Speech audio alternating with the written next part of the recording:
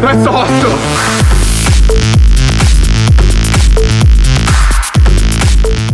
Now everybody knows I went and I bought myself a Polaris RZR 900 XP, but I got a guy here with me, Keely, always doing the riding with me on PowerModz. He's looking at something a little different. He wants to check out this right here, the Am Maverick 1000. So we drove up to Pete's Sales and Service here in Petawawa, Ontario to test drive one of these, see what we think of it. I've gotten to know the RZR a little bit, so it's going to be a kind of a cool comparison, and we're going to get Keely's thoughts on this as well. So let's take that thing for a test drive.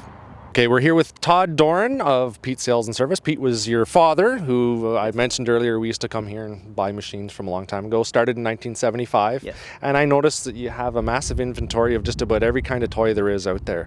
So what models are you selling? Our biggest seller right now is Harley Davidson and the Can-Am product. All Can-Am products are very popular to sell. And you're selling the Kawasaki's, I saw as well. Kawasaki, Honda, Suzuki, ATVs and motorcycles. And then with the Honda product, we sell the power products, the outboard motors, and the motorcycle ATV. Right on. Well, stop trying to sell us all that other stuff, okay? Because we're here for one reason. We're here to check out this Maverick. Because my buddy here, I have a Polaris RZR, as I said earlier, right. And Keely wants to really have something, and usually he wants to get something that's going to beat me. Go a little bit faster. Bigger, better. Yeah, so I know that this Maverick here has got 101 horsepower. My Polaris has about 88 horsepower. The only thing I've noticed, like I never honestly had a chance to ride the other brands. I do know the fit and finish doesn't seem to be as nice as the Maverick. At our dealer meetings, we had the chance to basically sit in a Razor and an Arctic Cat, and that was the first thing that jumped out at me was the fit and finish of the different machines. Well, I'll be honest, I did notice one thing, that definitely the cab is larger on it. Yes. You know, on the RZR, we've got fender flares out either side to cover the tires.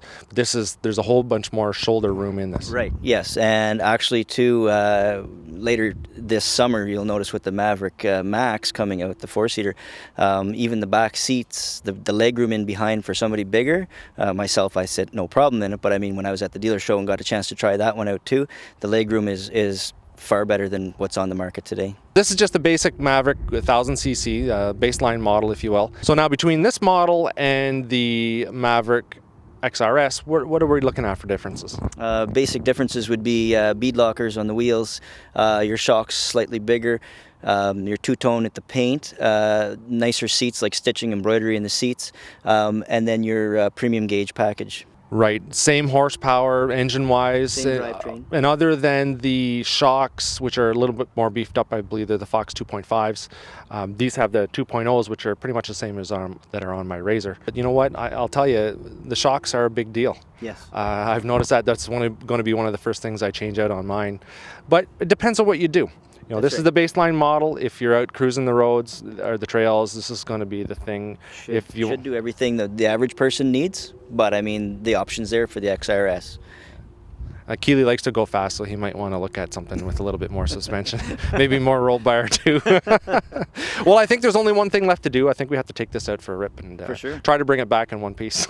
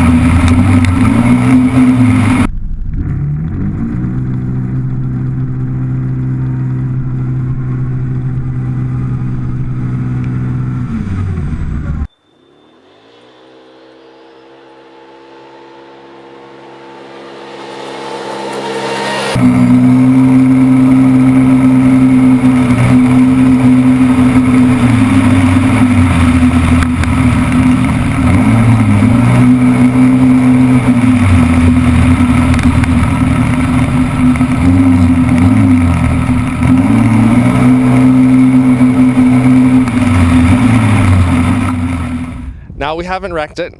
It's all back in one piece, so I can Thanks, take our $10,000 deposit back. You know what? Nice machine to ride, definitely. Very plush, feels really nice. Lots of shoulder room in there for sure. Yes. Definitely a throaty sound with those twin stacks coming out the back. That's right. Yeah, I noticed that it didn't have electric steering or power steering, but it wasn't hard on me at all. That's right. I don't have power steering in my Razor, and you know what? It doesn't really bother me. And honestly, I mean, if you drove, it depends on the person, right? Somebody older that's doing maybe tight woods maneuvers with the thing would prefer a power steering unit. But all in all, if you've got the tire pressure set correctly, it's never usually an issue. Right on.